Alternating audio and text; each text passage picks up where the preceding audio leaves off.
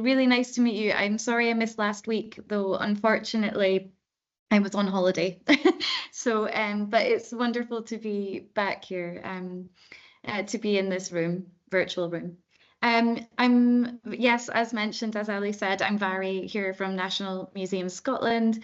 I'm presenting on an object made of whiskey waste, very Scottish, and a kind of traditional object collecting, but also a new commission made with a contemporary designer. And I love the word technofossil. I'll come to that later. This is part of our contemporary collecting program. We have a really active contemporary collecting working group here at National Museum Scotland. And one of our major priorities at the moment is to collect objects which tell compelling stories related to climate change and the climate emergency in Scotland, and of course, Scotland and the world. And so this is part of that. So this is a draff, ashet, which is a Scottish word for a serving tray, made of repurposed. In fact, I'm just going to click because you'll see our latest.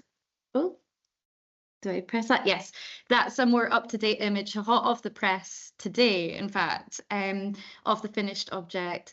But this is a serving tray made of repurposed copper still offcuts from a traditional whiskey still manufacturer called Macmillan Coppersmiths and Fabricators Limited.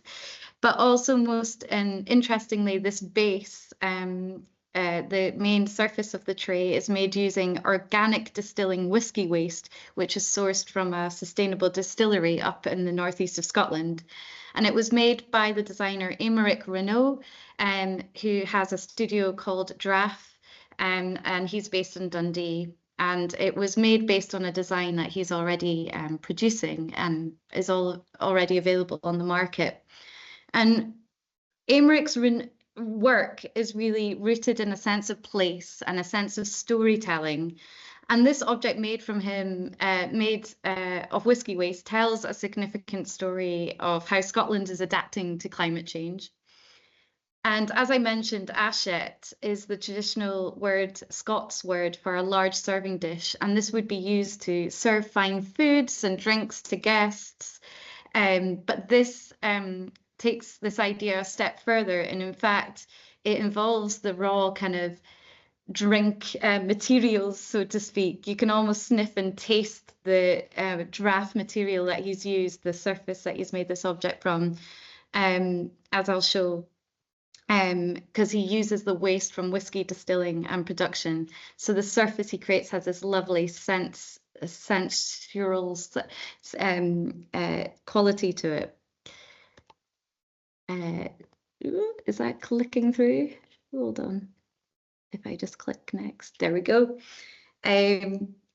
So draff is the Scottish word for the spent grains and husks that are left over from whiskey distilling. And usually distilleries don't really know what to do with that waste material. It often ends up as cattle feed or just in landfill. It's actually a problem. What to do with the draff is a problem, and an increasing problem with the boom in whiskey production and industry. And our collections here at National Museum of Scotland, of course, chart a long history in Scotland of 400 years of whiskey production, really, from illicit distilling through to the boom in production in the 19th and 20th centuries, where it became kind of an icon of Scotland, one of the most successful global exports, perhaps symbolizing a kind of pristine landscape, because of course whiskey uses the raw materials of cereals and water, kind of it's extracting these raw materials from the Scottish landscape, and it's always branding around whiskey often plays to that idea of this pristine, untainted Scottish landscape. But in reality, it is actually one of the most polluters, most prolific polluters and causes of waste in Scotland, this industry. So Mhairi wanted to work with our Beaky distillery. I mentioned that he sourced the materials he used from a distillery in Northeast Scotland. Well, our Beaky distillery claim to be and are aiming to be one of the world's most sustainable small-scale whiskey producers. And they're reintroducing barley breeds that had fallen out of use because they weren't producing enough. They weren't productive enough for mass production, but rather were better on a small scale kind of agricultural farming distillery model.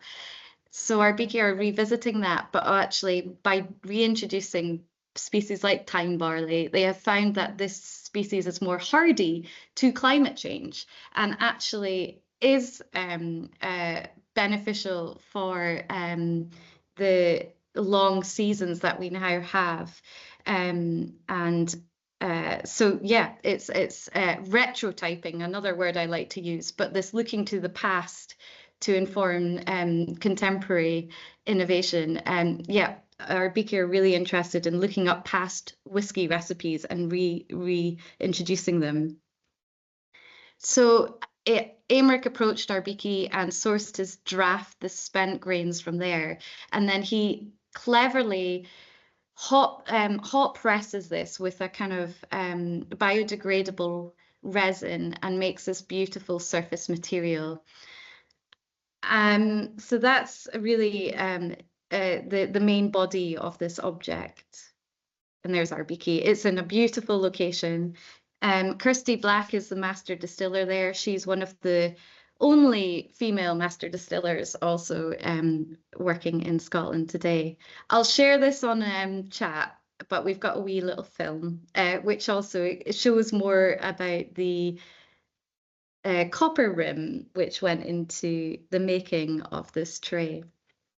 The other thing that I think is quite interesting to note is that this object really celebrates also traditional knowledge and handcraft, which goes into our beloved dram. But collecting objects which also talk about sustainability and the networks and communities of making that are involved in the supply chains as well is quite hard to do. But I think this object's really successful at pulling together the people and the places that are involved in the whiskey industry and that story. And I think it's also a really compelling story, as I mentioned, about looking to the past to solve the challenges of our age. And you mentioned the word technofossil. Well, I see that idea of how do we sustainably collect these stories in museums? How do we fossilize these more intangible challenges like climate, like the organic waste that we produce? And how do we find clever ways, perhaps working with creative practitioners and designers to tell those stories? So I hope this actually poses questions as well. But I might stop there and I'll share the film in the chat.